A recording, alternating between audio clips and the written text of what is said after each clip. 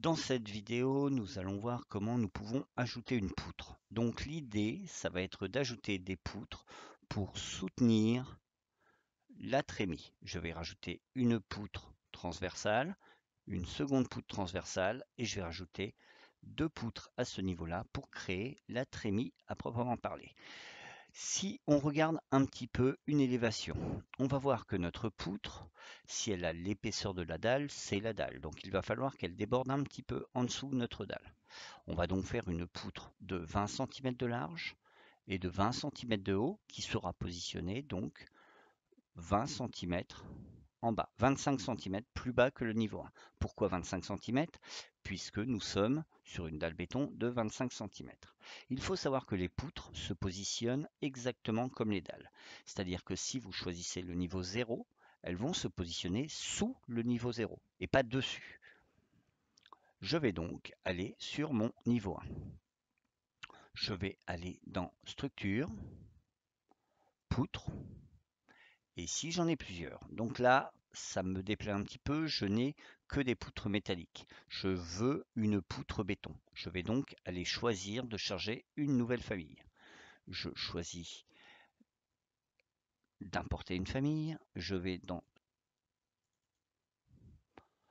Ossature, béton précontraint par exemple, et je veux une poutre rectangulaire préfabriquée.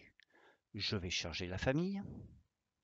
J'ai donc maintenant ma poutre rectangulaire préfabriquée. Je vais modifier sa taille. On a dit qu'on voulait une poutre de 20 par 20. Je vais donc aller modifier le type. Je vais le renommer. Je vais l'appeler 200 par 200. Je vais faire OK.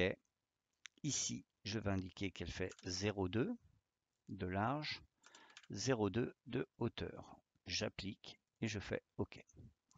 Voilà. Je vais maintenant me positionner ici. Je vais tracer ma première poutre. Alors c'est pas évident de se mettre pile poil puisque la poutre, on la trace à l'axe.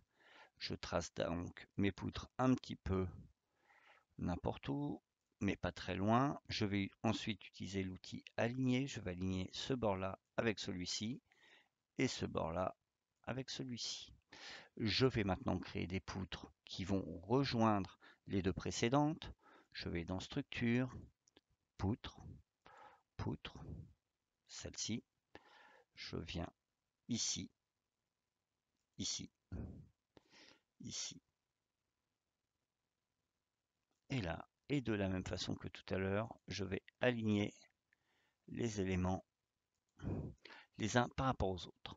Si je m'arrête là, si je vais voir ma vue en élévation, je vois que mes poutres sont inclus dans ma dalle.